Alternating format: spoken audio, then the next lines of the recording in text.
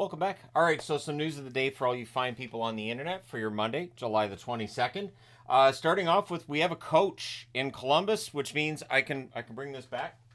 So I had removed my Creed Bratton Funko Pop from the set, but now it's back because Dean Evason, who looks a lot like Creed Bratton, is a coach. Once again, he's the coach of the Columbus Blue Jackets. It's kind of got me rooting for Columbus just a little bit here. I like Dean Evason.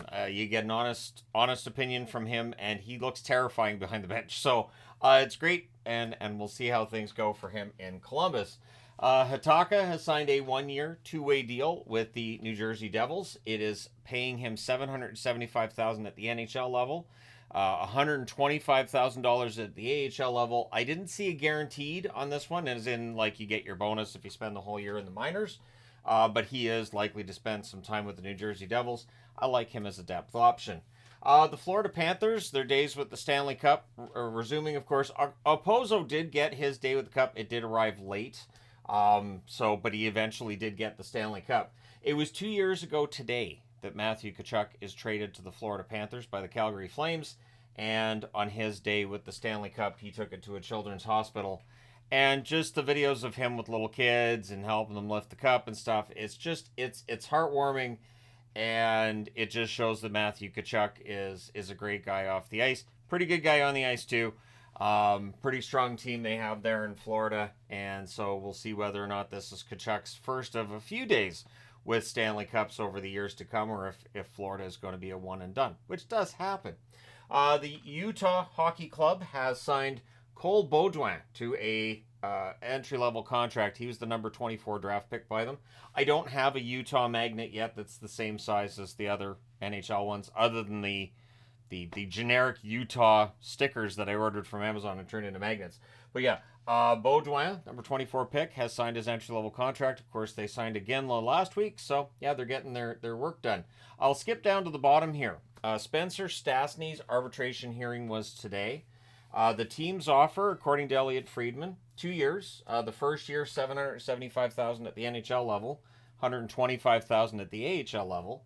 Year 2, $775,000 at the NHL level, $175,000 at the AHL level. Stastny's nowhere close. His ask is 1 year, 1-way contract, so paid the same no matter where he is, $950,000. So, yeah, those aren't close. We'll see what the arbitrator rules. We'll find out over the next couple of days. And hopefully the relationship between player and team is perfectly fine and not damaged by this. Because it can happen with arbitration hearings. So the Flames eventually revealed the new design of their arena. I tuned in before the speeches and everything got started. And it felt like it was kind of late getting started in Calgary there. Like, it was a while that I'm listening to that lame music that Sportsnet had on. They're like, hey, click here if you want to watch the live stream. I'm like, I'll watch the live stream. And boring music, which I get boring. Fine, it's not a problem. But then they had speeches, and they had speeches, and they had speeches. And this is one of the reasons why I think I didn't work very well in a religious atmosphere, because I always felt like you had to have like 30 people go up, and I'm like, come on, let's just get this done with already. Let's get to like where the sinning and the repentance and all that. Let's just get past all the speeches. Anyways, you can't say that during a church service; they'll kick you out. But basically, and then it turns into like a Calgary tourist ad. So I guess figuring, there's going to be a lot of people who are outside of Calgary watching this, so we'll turn into a tourist ad on how absolutely fantastic this is for the city, for the region, for Alberta, for the earth. And then they did more speeches. So when they got to the point where they're like, okay, here's the Calgary tourist ad, I thought, okay, so now we're going to actually see what the building looks like. Oh no, we had more speeches that followed. And this is where I wanted the construction equipment to just start. I wanted to see like construction workers coming through carrying 2x4s. I wanted to hear a backhoe ripping up the ground right behind where they were making their speeches. Because it went on for a while. This ended up being about 40 minutes. Which I always feel like it's kind of bloated when they do these. I would be terrible at organizing these events. Because it'd be like, well, we have to have these 30 people make speeches. And I'd say, no, we're going to have one. If that one person can't get to the point, then we'll find somebody else to be that one person. But the name of the building is Scotia Place. So you have Scotia Bank, Scotia Place, Scotia Arena. It's fine. It's the name of the building. I do miss when buildings didn't have corporate names, but we're never going back to when buildings didn't have corporate names. So you just kind of roll with it. The fact that there's going to be a big corporate logo on the building. And so then they bring up a rep from Scotiabank to do a speech. So that's where I left the room. I went out and talked to my wife for a little bit because I don't care. And then you get to the next speech, and they make this building sound like this is going to be the absolutely most transformative thing to ever happen to the city of Calgary. Fair, fair. Maybe it is going to be the most transformative thing to ever happen to the city of Calgary. Not sure why there was a jet that low. Anyways, Batman's probably buzzing the house. He first the dirt bike yesterday. Now he's flying a jet. So anyways, it just, I mean, on some level, yes, a new building and an entertainment district will transform the downtown, but I did feel like they were laying it on a little bit thick at points. And then they had more speeches, and I was like, seriously, can we just get to the reveal? The reveal was like, okay, so you're over 20 minutes in, you finally get the reveal, and it's like 20-second video. The only way it could have been more perfect would have been if they accidentally loaded up the Arizona Coyotes reveal video that they did months back. That, of course, now we know that you pitch that, send that to Goodwill along with all the Coyotes gear. And there's a fire and ice theme to the building, which is nice, and a lot of Indigenous discussions of what's been incorporated into the building. It's kind of fun, but I mean, for people who are going to be going there for a game, I don't know how much people are going to be like, ooh, look at the architecture. If the team isn't any good, the architecture's not going to save them.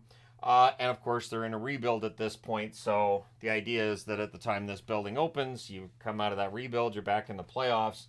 But we'll see what happens. It was a long wait. And again, it reminds me why I don't like to do the watching the live streams of anything where it involves public speaking, because there were definitely people up there that went up and spoke, and they were definitely speaking, and I didn't write any of it down because I was like, none of this is pertinent for my audience. We just want to know what it's going to look like. So it's going to look like an arena. There's a fire and ice theme to it, and there you go. And it's going to have Scotiabank's logo all over it because it's Scotia Place. So, yeah, there you go. There's a lot of people there. Let me know your thoughts. If you're a Flames fan, how excited are you about the new building, which, of course, the groundbreaking's today? Let me know your thoughts on that. I know there are some who are not happy about the amount of tax dollars that are going to this. And there was a mention by, I think it was Calgary's mayor, talking about a 30-year repayment and all this. But it definitely sounds like there's nothing that's going to get in the way of this building going up. At certain points, it looked like there might be issues with the build and whether or not the funding would be there. But it definitely sounds like at this point, both the province and the city are doing what they can to make this project a reality.